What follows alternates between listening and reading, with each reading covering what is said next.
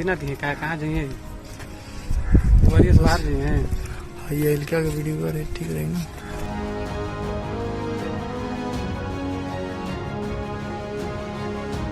देवरिया हत्याकांड की गुत्थी सुलझने की बजाय अब उलझती जा रही है। प्रेमचंद यादव का परिवार सत्यप्रकाश दुबे के बेटे देवेश पर गंभीर आरोप लगा रहा है। बल्कि प्रेमचंद यादव की बेटी ने तो खुलकर यहां तक बोल डाला था कि उनके पिता की हत्या किसी और ने नहीं बल्कि देवेश ने की है, जिसके बाद पुलिस ने इस एंगल से भी मामले की जांच शुरू कर दी। लेकिन अब प्रेमचंद यादव के परिवार के आरोप गलत साबित हुए हैं।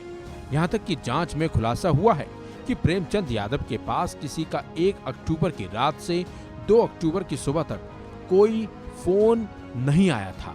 दरअसल पुलिस ने प्रेमचंद यादव के परिजनों के आरोपों के बाद प्रेमचंद यादव के मोबाइल फोन की सीडीआर निकलवाई है, जिससे पता चला है कि 1 अक्टूबर की देर रात से 2 अक्टूबर की सुबह तक प्रेमचंद के मोबाइल पर किसी का भी फोन नहीं आया था। ये वही समय था जिसके बीच में प्रेमचंद की हत्या हुई थी।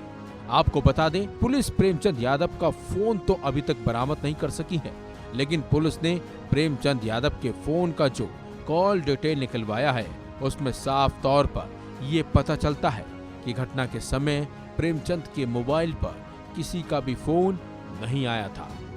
प्रेमचंद यादव खुद लेहड़ा डोला सत्यप्रकाश दुबे के घर पहुंचा था, जहां जमीनी विवाद को लेकर कहासुनी हुई।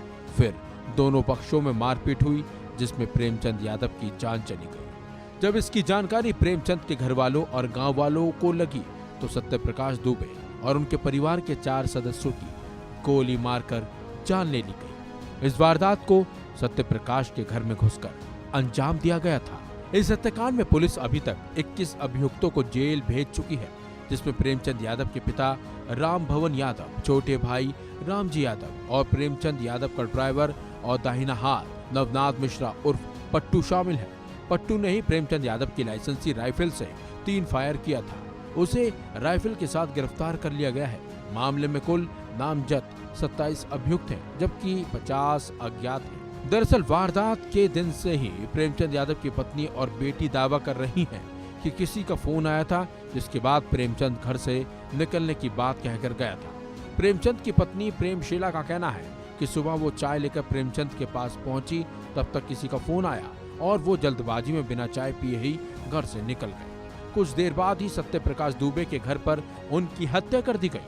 हालांकि कॉल डिटेल से पता चला है कि प्रेमचंद को उस वक्त किसी का फोन आया ही नहीं था। फिलहाल पुलिस इस मामले में मृतक सत्यप्रकाश दुबे के फोन की भी कॉल डिटेल निकालने में जुटी हुई है। उनके मोबाइल से कहां-कहां बात की गई या किसका फोन आया था, ये सब जानकारी जुटाई जा रही है। इसके अलावा जितने भी अभियुक्त हैं उनकी भी कॉल डिटेल खंगालने में पुलिस जुटी हुई है। हालांकि इस मामले में जमकर सियासत भी हो रही है। इस मामले को ब्राह्मण वर्सेस यादव का रंग दिया जा चुका है। इस खबर में बस इतना ही। अपडेट्स के लिए बने रहिए वन इंडिया हिंदी के साथ।